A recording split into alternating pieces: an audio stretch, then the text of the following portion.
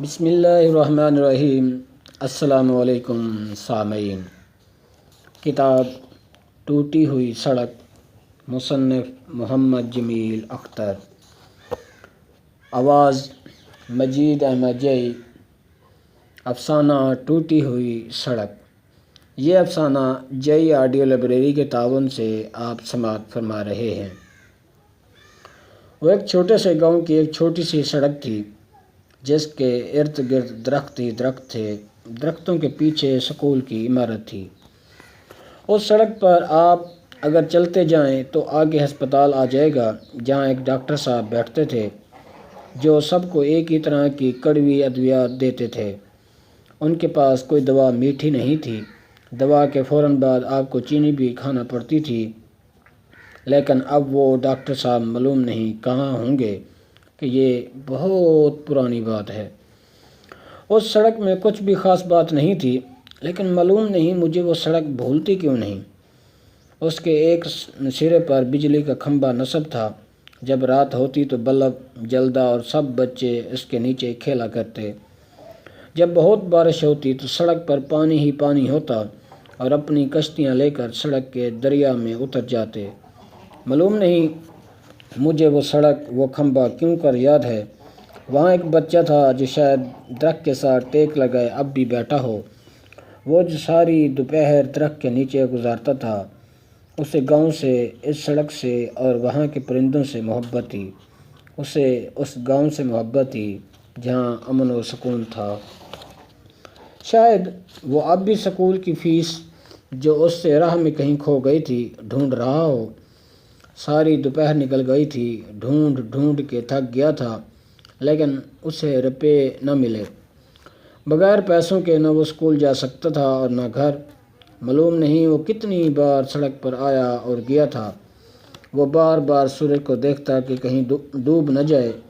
یہ ڈوب گیا تو اندھیرے میں روپے کیوں کر ملیں گے، لیکن سورج کو کیا خبر، سو وہ ڈوب گیا۔ وہ پریشان ہو کر کھمبے کے نیچے ٹیک لگا کر بیٹھ گیا۔ شاید وہ اب بھی وہاں بیٹھا ہو۔ وہ بالکل عام سی سڑک تھی۔ وہی لڑکا کہ جو میرے ساتھ شہر نہ آ سکا، اپنے ہم جماعتیوں سے جھوٹ بولتا تھا کہ سڑک کے کنارے درختوں میں جن پرندوں کے گھونسلے ہیں وہ سارے پرندے اس کے دوست ہیں، اور جب باقی لڑکے نہیں ہوتے تو پرندے درختوں سے اتر کر آتے ہیں اور وہ مل کر کھیلتے ہیں۔ سب کہتے تھے یہ جھوٹ ہے، ایسا بھلا کیوں کر ممکن ہے۔ سب نے کہا اگر ایسا ہے تو ہم چھپ کر بیٹھیں گے اور دیکھتے ہیں پرندے کیسے نیچے آتے ہیں۔ سب لڑکے جھاڑی میں چھپ گئے اور وہ لڑکا درخت کے نیچے بیٹھ گیا۔ پرندے نہیں ہیں، پرندوں کو کیا خبر کہ وہ کون ہے، لیکن وہ بیٹھا رہا۔ شاید وہ اب بھی بیٹھا ہو، اسی درخت سے ٹیک لگائے پرندوں کو دیکھ رہا ہو کہ یہ کب نیچے آ کر اس سے کھیلیں گے۔ وہ پرندے اس کے دوست تھے، لیکن وہ نہیں ہے، اور سب لڑکے اس پر ہنسنے لگے تھے۔ وہ لڑکا بہت جھوٹا تھا۔ وہ یہ بھی کہتا تھا کہ میں بہادر ہوں اور میں اکیلا کئی لوگوں سے لڑ سکتا ہوں۔ چھٹی کے بعد اسی سڑک پر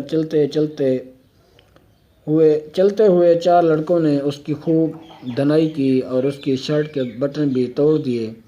اسے تھپڑ پڑتا تھا اور وہ زمین پر اپنے بٹن تلاش کر رہا تھا۔ ٹھہرو، مجھے بٹن اٹھا لینے دو۔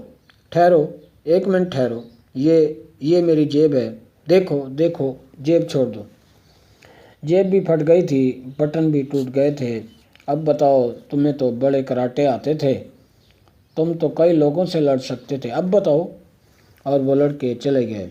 اس نے بٹن تلاش کیے۔ جب سارے بٹن مل گئے تو اسے احساس ہوا کہ اس کی کونی سے خون بھی بہہ رہا ہے۔ وہ وہیں سڑک کے کنارے بیٹھ کر رونے لگا۔ شاید وہ اب بھی وہیں بیٹھا رو رہا ہو۔ میں بھلا اسے کیسے ساتھ لا سکتا تھا؟ وہ خود بہت ضدی تھا، حالانکہ گاؤں کے حالات اب پہلے سے نہیں رہے تھے۔ ہوا یوں کہ ایک ظالم دیو نے اپنے حامیوں سمیت گاؤں پر قبضہ کر لیا۔ ظلم کی سیاہ رات چھا گئی تھی۔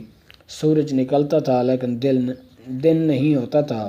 کالی سیاہ رات میں جس میں اگر کوئی اجالا کرنا چاہتا تو اسے سزا دی جاتی۔ غریب ڈرے ہوئے لوگ اب آہستہ آہستہ گاؤں چھوڑ کر جا رہے تھے۔ دیوار و در کو اب دیمک چاٹ رہی تھی۔ وہ گاؤں اور وہ گلیاں کہ جو سارا دن بچوں کے شور و گل سے مسکرا رہی ہوتیں، اب ویران ہو کر سسک رہی ہوتیں۔ حتیٰ کہ وہ کھمبا کہ جس کے نیچے ہر شام بچے کھیلا کرتے تھے اداس تھا۔ سڑک اور زیادہ ٹوٹ گئی تھی اور اس کے ارد گرد جھاڑیاں بھی بڑھنے لگ گئی تھیں۔ اب گاؤں میں صرف دیو کے حامی اور چاندی اور لوگ رہ گئے تھے، اور ظلم و ستم جاری تھا۔ مخالفین کے گھر توڑے جا رہے تھے اور لوگ اس دیو کے خلاف کچھ نہ کر سکتے تھے۔ غریب لوگ بھلا کر ہی کیا سکتے تھے؟ وہ ایک شام کہ جب دیو کے کرندے آئے اور ہمیں بھی گھر خالی کرنے کو کہا، ہاں وہ گھر کہ جس کے ایک ایک اینٹ محبت سے رکھی گئی تھی، وہ دیواریں جو مکینوں کو جانتی تھیں، مکین دیواروں کو جانتے تھے، وہ گھر خالی کرنا تھا۔ سو سامان باندھ لیا گیا تھا، لیکن وہ لڑکا اسی ٹوٹی ہوئی سڑک کے کنارے بیٹھا تھا جہاں اب جھاڑیاں ہی جھاڑیاں تھیں۔ سکول بند ہو گیا تھا اور وہ ڈاکٹر صاحب جو کڑوی دوائیاں دیا کرتے تھے وہ بھی اب نہ آتے، لیکن پھر بھی وہ لڑکا وہیں بیٹھا تھا۔ میں نے اسے بہت سمجھایا کہ دیکھو یہ لوگ بہت ظالم ہیں، اب ہمارا گزارا یہاں ممکن نہیں، ہم غریب ناتواں لوگ ان ظالموں کے خلاف کر ہی کیا سکتے ہیں۔ اٹھو میرے پیارے، اب یہاں ویرانیاں ہی ویرانیاں ہیں، یہاں سکول ہے نہ اسپتال، اور نہ تمہارے سارے دوست بھی اب یہ گاؤں چھوڑ کر جا چکے ہیں، سو ہمیں بھی جانا ہوگا۔ پر وہ نہیں مانا، اس کا خیال کہ پرندے اس کے دوست ہیں، سو وہ وہیں رہے گا، اور وہ اسی ٹوٹی سڑک پر ہی رہ گیا اور میں شہر آ گیا۔ یہ افسانہ مجید احمد جئی آڈیو لائبریری کے تعاون سے آپ سماعت فرما رہے تھے۔ آواز مجید احمد جئی کی تھی۔ اللہ حافظ۔